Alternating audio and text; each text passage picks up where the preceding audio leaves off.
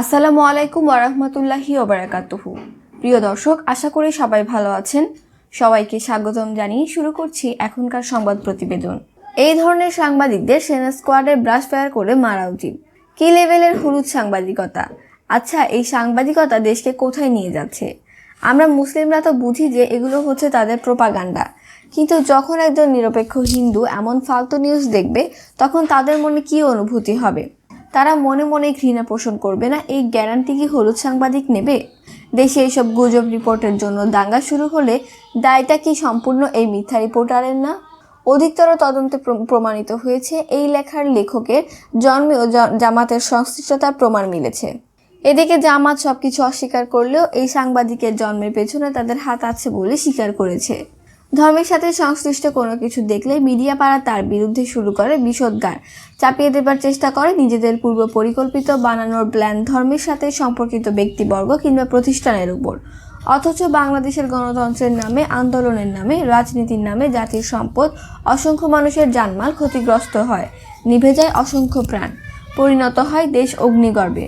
তখন তো মিডিয়াগুলো ফালাফালি ও লাফালাফি তেমন দেখা যায় না। যে কেউ ইচ্ছা করুক তার লেখা পত্রিকায় ছাপানো হোক, কিন্তু কিছু আয় রোজগারের বন্দোবস্ত হবে। জামাতকে জড়িয়ে লিখতে পারলেই কামিয়াব হাসিল হয় তাদের। জামাতও ডোন্ট মাইন্ড পলিটিক্স করে, যে যাই বলেও সহ্য করে নিতে হবে। জামাতের ধৈর্যের প্রশংসা করতে হয়। অনেক সুন্দর ও সুসজ্জিত কথা লিখেছেন। এত সুন্দর কৌশলে মানুষের মগজ দোলাই শয়তানের চেলা ছাড়া আর কেউ করতে পারবে না। বাবুনগরী সাহেবের বিরুদ্ধে যে মামলা 1971 সালে বঙ্গবন্ধুর নামেও এই জাতীয় সব মামলা ছিল, তখন বঙ্গবন্ধুকে কোনো জালিম দমাতে পারেনি। এখন বাবুনগরী সাহেবকেও কেউ দমাতে পারবে না ইনশাল্লাহ। উনাদের রক্ত বা লাশ বারবার একটা আন্দোলন হয়ে ফিরে আসবে। সাগররুনি হত্যা, আবরার হত্যা বা মেজর সিনহা হত্যা এগুলো কোনো বিচ্ছিন্ন ঘটনা নয়, এগুলো নাটকের অংশ বিশেষ। কিন্তু আমাদের সমাজের কিছু জ্ঞান পাপী আছেন, তারা সবসময় একটা দিককেই বেশ প্রাধান্য দেন, আর একটা দিক সম্পর্কে সম্পূর্ণ অজ্ঞ। এটা সত্যিকার অর্থেই জাতির জন্য অভিশাপ। এটা হেফাজতের সম্মেলনের দিনে ছবি পোস্ট করে এমন নিউজ করার মানে কি? মানুষের মাঝে হেফাজতের প্রতি ঘৃণা সৃষ্টি করা। এই সাংবাদিকের নিউজ দেখে বোঝা যাচ্ছে সে ইসলাম বিরোধী। সাংবাদিক দোস্ত, তুমি জামাতের এই গোপন তথ্যগুলো কই পাও? পুরো নিউজটা পড়েই ভালো লাগলো আর মনের মধ্যে আনন্দ হিল্লোল বয়ে যাচ্ছে। তবে এতটুকু বুঝলাম, দেশে জামাত শিবির ছাড়া কিছুই নেই, আলহামদুলিল্লাহ। এভাবে ভিত্তিহীন রিপোর্ট তৈরি করে কিছু হলুদ সাংবাদিক দেশে অস্থিতিশীল পরিবেশ সৃষ্টি করার চেষ্টা করছে, যেমনটি করেছিল সাকিব আল হাসানের নামে ভুয়া রিপোর্ট তৈরি করে। আমার মনে হয় এইসব সাংবাদিক রয়ের এজেন্ট হয়ে কাজ করে। এই সাংবাদিক কবে না জানি আবার দাবি করে বসে যে তার জন্মের পেছনেও জামাত শিবির জড়িত।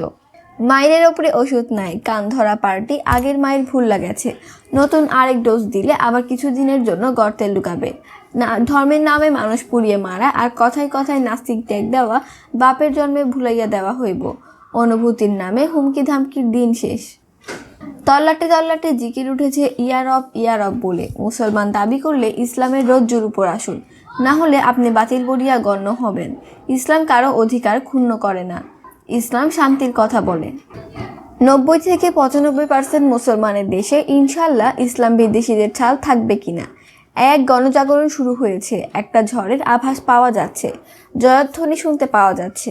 আল্লাহ চাইলে সবই সম্ভব। গণতন্ত্র, নির্বাচন, ভোটাধিকার, বিচার ব্যবস্থা ইত্যাদি নিয়ে সরকারের সমালোচনা করে এই ধরনের একটা জ্বালাময়ী লেখা প্রকাশ করুন। সুকৌশলে বাংলাদেশের সম্পূর্ণ ইসলাম ধর্মের কার্যক্রমকে জামাত শিবিরের সাথে মিশিয়ে দিয়েছে লেখাটি।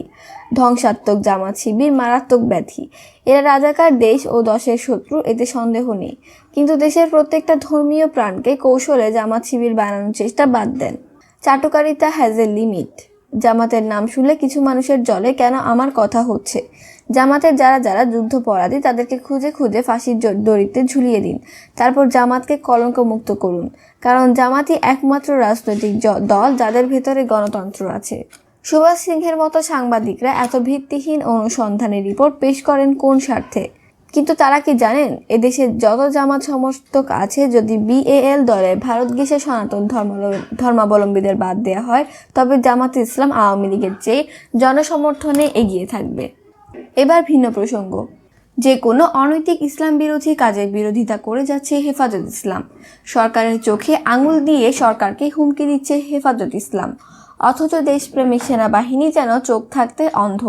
মাঠে নামা তো দূরে থাক, তালপাতার সেপাইয়ের মতো বসে আছে উট যেমন ভাবে বালির ভেতর মাথা ঢুকিয়ে রাখলে চারপাশের কিছু দেখা যাবে না, চারপাশের কেউ তাকে দেখতেও পাবে না, সেনাবাহিনী হয়তো তাই ভাবছে।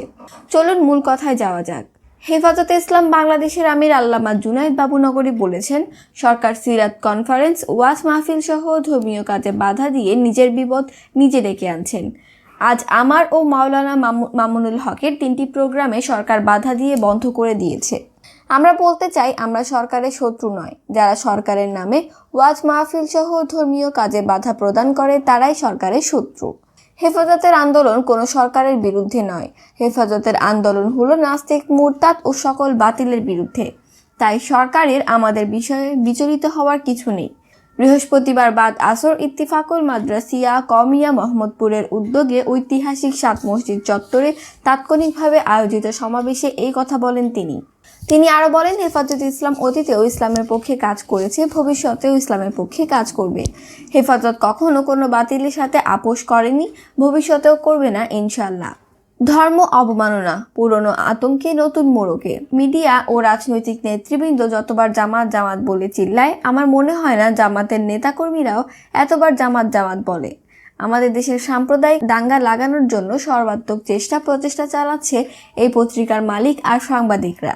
এদের থেকে সাবধান, এরা বাংলাদেশের স্বার্থে কাজ করে না, তাই এদের কোনো খবর বিশ্বাস করবেন না। আল্লাহ আমাদের দেশকে এই শকুনদের হাত থেকে রক্ষা করুন, আমিন। লালমনিরহাটে ধর্ম অবমাননার গুজব তুলে পিটিয়ে হত্যা করে আগুনে শিক্ষক জুয়েলকে পোড়ানোর ঘটনাটি কোনো বিচ্ছিন্ন কিছু নয়, এটিও পার্ট অফ দ্য গেম। এখানেও মিলেছে জামাত সংশ্লিষ্টতা। জনস্বাস্থ্যের পরিচালকের হুট করে টাকনোর উপর প্যান্ট এবং হিজাব পরার নোটিশ জারি করাও বিচ্ছিন্ন ঘটনা ছিল না।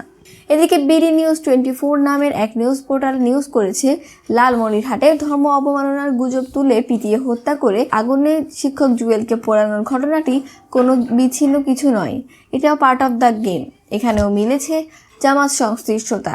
জনস্বাস্থ্যের পরিচালকের হুট করে টাকনোর উপর প্যান্ট এবং হিজাব পরার নোটিশ জারি করাও বিচ্ছিন্ন ঘটনা ছিল না। এই প্রসঙ্গে সাধারণ মানুষের অসাধারণ মন্তব্যগুলো তুলে ধরছি। এইসব সাংবাদিকদের রক্তে ভারত এবং পাকিস্তানের বীজ রয়েছে। এইগুলো চায় এইসব বলে দেশে একটা উস্কানি দিতে। তাদের বিচার হওয়া উচিত। সাকিব নিয়ে নিউজ করলে সাকিব পূজা উদ্বোধন করেছে, কিন্তু সাকিব আসলে পূজা উদ্বোধন করেনি। এই সাংবাদিকগুলোর নামে কোনো মামলা হয়েছে? এই সাংবাদিককে জুতা পেটা করা উচিত। ওরা চায় দেশে একটা মারামারি শুরু হোক। এত কিছু বোঝেন, কিন্তু আপনাদের যে টাকা দিয়ে পোষে তার এত বড় বিপদের কথা আগে জানতে পারলেন না কেন? অমুক খারাপ তমুক খারাপ কোর্টে প্রমাণ করুন, কিন্তু আপনাদের সম্পাদক সাহেব অলরেডি অকাম করে ধরা খাওয়া। এসব প্ল্যাটফর্ম থেকে অন্যের বিরুদ্ধে কুৎসা রটনা করার লজ্জাও বুঝি চলে গেল। অবশ্য পেট বলে একটা কথা আছে, তাই মনে কিছু করি না, কারণ এইসব অখাদ্য কুখাদ্য লিখে আপনাদের পেটে 2টা দানা পানি পড়ে। এই জন্য আমরাও পড়ি, কিন্তু পরে মলের সাথে এইসব বের করে দিই। ইতিহাস বিকৃতকারী ও চরম মিথ্যাবাদী এই লেখক, তার লেখা ছাপা হচ্ছে, আফসোস। মগজ কোন পর্যায়ে নষ্ট হলে এইসব জঞ্জাল লিখতে পারে? ধর্মের নামে নাশকতার উৎপাদক কথিত এইসব নাস্তিক ব্লগার বা লেখক, যাদের সাহিত্যিক যোগ্যতা নেই, তারাই ধর্ম বা ধার্মিকদের বিরুদ্ধে লেখে ফেমাস হতে চায় তাসলিমা নাসরিনের মতো। দয়া করে এইসব ইসলাম ফোবিয়ায় আক্রান্ত নিউজ পোর্টালকে বয়কট করুন। লক্ষ্য করে দেখুন, এই নিউজ পোর্টালটি শুধু ইসলাম বিরোধী মুখস্থ বুলি ছাড়া আর তেমন কিছু একটা প্রচার করছে না। ধর্মীয় অবমাননার বিরুদ্ধে চলমান আন্দোলনে জামাতের হাত না থাকলেও এই রিপোর্টের জন্মের পেছনে কুখ্যাত রাজাকারদের হাত অবশ্যই আছে। বিডি নিউজের কুলাঙ্গারের বাচ্চারা আজকাল জামাতের নাম দিয়ে সরাসরি ইসলাম বিরোধী পোস্টে মেতে উঠেছে। ভারতের মাল ভারতে পাঠানোর সময়ের দাবি, ইনশাআল্লাহ। সাংবাদিকের মোড়কে মহাসন্ত্রাসীবাদের বিচার একদিন হবে ইনশাআল্লাহ। ইসলাম দেখলেই চুলকানি বাড়ে এই সকল সাংবাদিকদের। মনগড়া সংবাদ পেশ করে এক শ্রেণীর সুবিধা গ্রহণ করে, ঠিক হলুদ সাংবাদিক। যাক, নিশ্চিত হলাম কোনোটাই বিচ্ছিন্ন ঘটনা নয়, সবকিছুই সুপরিকল্পিত ও কুচক্রী মহলের পুরাতন বোতলে নতুন সুধা, ধর্মান্ধরা চোখ বুঝে পান করছে। চেতনার নতুন ব্যবসায়ীরা, চামচিকেরা যতই চিল্লাক, সূর্য সঠিক সময়ে সঠিক নিয়মে উদিত হবেই। সবকিছুর ক্রেডিট জামাত শিবিরকে দেওয়ার মানে কি? এই সাংবাদিকের সাথে জামাত সংশ্লিষ্টতা আছে কিনা খতিয়ে দেখা দরকার। তাই শুরু থেকে শেষ পর্যন্ত আস্তে আস্তে ওপরে কি পড়ছি সব গুলিয়ে ফেলছি। কতক্ষণ পর জামাত শিবির, আবার চরমোনাই হেফাজত, মামুনুল হক। ভাই, আমি চরমভাবে কনফিউজ।